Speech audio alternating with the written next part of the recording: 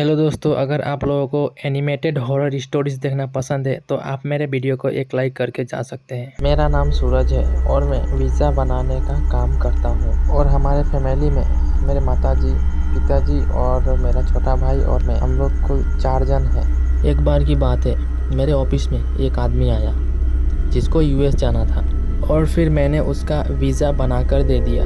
Visa अपने हाथ में लेने के बाद वो आदमी कहने लगा, अभी तो मेरे पास पैसा नहीं है, मैं आपको पैसा 2 दिन बाद दूंगा। और इतना कहकर वो आदमी अपना एड्रेस लिखवा कर वहाँ से चला गया। और फिर 2 दिन बाद जब मैंने उसको कॉल किया तो वो मुझे कहने लगा कि मैं तो नहीं आ पाऊँगा, अगर आप मेरे घर पे आ सकते हैं तो फिर मेरे घर से पैसा लेकर चले जाइए। मेरे ऑफिस से उसका घर लगभग 20 किलोमीटर था। तो फिर मैं निकल गया अपनी कार लेकर उसके घर पैसा लाने। उसके घर पहुँचते पहुँचते लगभग शाम हो चुका था। तो फिर मुझे क्या पता था कि उसके घर से जाकर पैसा लाना मेरे लिए कितना भारी पड़ेगा। और उसके घर जाकर मुझे 25,000 लेना था। और फिर उसके घर जाने के बाद उसने तुरंत ही पैसा मुझे दे दिया और फिर मैं पैसा लेकर वहाँ से वापस आ गया।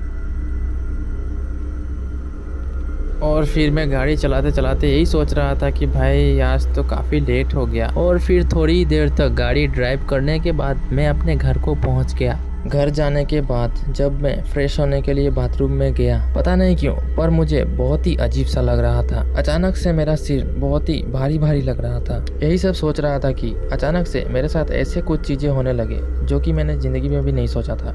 अचानक से हुई शीशे में दरार को देखकर मैं इतना डर गया कि वहीं पर गिर गया बेहोश होकर। लगभग 2 घंटे तक मैं बाथरूम के फर्श पर गिरा रहा बेहोशी की हालत में। मेरी माँ ने मुझे सभी तरफ ढूंढा, जब मैं नहीं मिला तो फिर वो आकर बाथरूम में जब उसने देखा तो फिर मैं बाथरूम पर गिरा हुआ था। और फिर मेरे बिस्तर पर ले जाकर मुझे सुलाया। आधी रात होते होते मुझे काफ़ी ज़्यादा बुखार हो चुका था और मुझे कुछ भी समझ में नहीं आ रहा था कि आखिर ये सब मेरे साथ क्यों हो रहा है। मेरे मम्मी पापा और मेरा भाई अलग से परेशान। वो लोग मुझे डॉक्टर के पास लेकर जाते हैं। हॉस्पिटल में जाने के बाद डॉक्टर का दवाई भी मेरे ऊपर काम नहीं कर रहा था। सूरज का चेकअप करने के बाद डॉक्टर कहता है कि सूरज तो कोमा में जा चुका है। तभी सूरज की मम्मी डॉक्टर से कहती है, 1 दिन पहले तो मेरा लड़का बिल्कुल ठीक था, फिर अचानक से ये क्या हो गया कि मेरा लड़का अभी कोमा में जा चुका है। तभी सूरज की मम्मी को अचानक से ख्याल आता है कि सूरज 1 दिन पहले बाथरूम में 2 घंटे तक पड़ा हुआ था।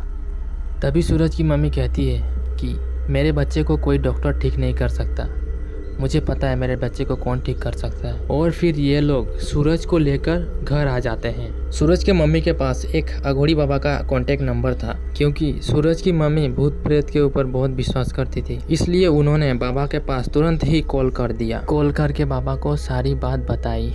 तभी बाबा ने इनसे बोला, तुम सब एक काम करो, सूरज का एक फ़ोटो मेरे मोबाइल पे भेजो। तभी तुरंत सूरज की मम्मी ने सूरज का एक फ़ोटो बाबा के फ़ोन पे भेज दिया। सूरज का फ़ोटो जब बाबा के पास आया, बाबा ने फिर उस फ़ोटो के द्वारा ही सूरज का उतारा कर दिया। उतारा करने के बाद बाबा ने उनसे कहा, एक आत्मा है जो सूरज के पीछे लगी पड़ी है सूरज को अपने वश में करने के लिए, लेकिन अब डरने की कोई बात नहीं है, मैंने उतारा कर दिया है, वो आत्मा अब सूरज का कुछ भी नहीं कर पाएगी। तभी सूरज की मम्मी बाबा से कहती है, ठीक है बाबा, आप अपना आशीर्वाद हमारे ऊपर बनाए रखना। और फिर ये लोग फिर से सूरज को हॉस्पिटल लेकर जाते हैं, क्योंकि सूरज बहुत ही कमज़ोर हो चुका था, इसलिए उसका इलाज करना बहुत ज़रूरी था। 2-3 दिन तक हॉस्पिटल में इलाज चलने के बाद ये लोग सूरज को लेकर घर आ जाते हैं। और फिर घर पे आने के बाद 2 दिन तक तो सब कुछ सही रहता है, लेकिन 2 दिन बाद रात को जैसे ही सूरज सोने की कोशिश करता, उसे ऐसा लगता कि कोई उसके कान में आकर कुछ फुसफुसा रहा है और कहता,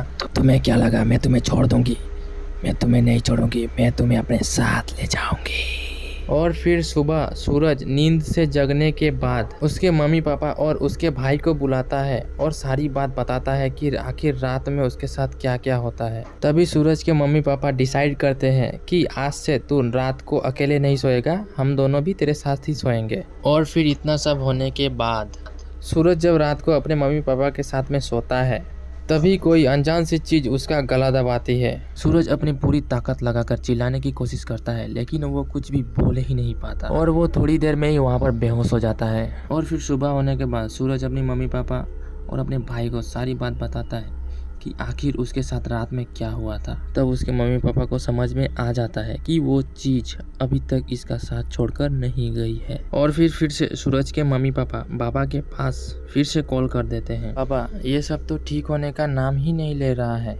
तभी बाबा कहते हैं, ठीक है, तुम सब एक काम करो, मैं जिस चीज का नाम बोल रहा हूँ उसको लेकर तुम लोग मेरे आश्रम में आ जाओ। और फिर ये लोग बाबा ने जो चीज बताई थी वो सबको लेकर बाबा के आश्रम में चले जाते हैं। तभी बाबा अपने तंत्र क्रिया करने लगे। तंत्र क्रिया करने के बाद उन्होंने बोला कि तुम में से एक आदमी को शमशान घाट जाना पड़ेगा। मैं तुम्हें एक पोटली दूंगा, उसे शमशान घाट में ले जाकर दक्षिण दिशा में मिट्टी के नीचे गाड़ना पड़ेगा। गाड़ने के बाद बिना पीछे देखे वापस आना पड़ेगा। तभी सूरज का छोटा भाई मुकेश कहता है, ठीक है बाबा, मैं जाऊंगा। मुकेश का उम्र लगभग 25 साल हो चुका था और सूरज मुकेश से 3 साल बड़ा था, पर अभी भी दोनों भाइयों ने अभी तक शादी नहीं किया था। और फिर इन लोगों के घर पे आने के बाद मुकेश निकल पड़ता है रात को शमशान घाट की तरफ। और फिर शमशान घाट में पहुंचने के बाद मुकेश अकेले ही शमशान घाट की ओर बढ़ने लगा।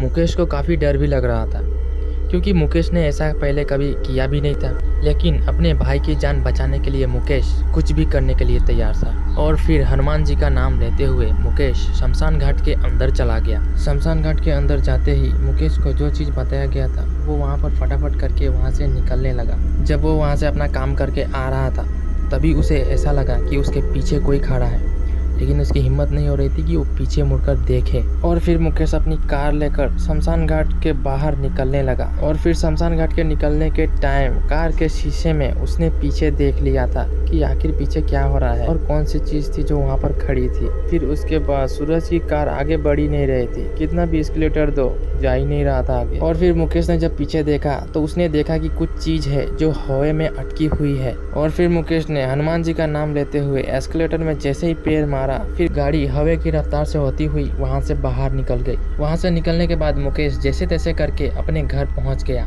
और फिर दूसरे दिन ये लोग फिर से सूरज को लेकर हॉस्पिटल जाते हैं। 6-7 दिन तक सूरज का इलाज चलने के बाद डॉक्टर कहता है ये अब पहले के जैसा ठीक हो जाएगा, इसे अब आप घर लेकर जाइए। और फिर घर आने के 2-3 दिन बाद फिर से वही चीज चालू हो गया। फिर से सूरज को घर के अंदर कोई दिखाई देने लगा था, जो हमेशा सूरज से कहती कि मैं तुझे अपने साथ ले जाऊंगी। उससे कभी कभी ऐसा लगता कि उसके बेड के पीछे कोई दौड़कर जा रहा है। फिर से वो रात को जैसे ही सोने की कोशिश करता, न जाने कौन सी चीज आकर उसका गला दबाने लगती। सूरज का हाल पहले से भी बुरा हो चुका था, ना वो सो ही पा रहा था, ना खाना खा पा रहा था। ना जब सूरज ने यह सब बातें अपनी मम्मी पापा से फिर से बताई, तब सूरज की मम्मी कहने लगी कि अब बाबा को घर पे बुलाना ही पड़ेगा। तभी तुरंत उसकी माँ बाबा को कॉल करने लगी, कॉल करके सारी चीज़ें बताने लगी।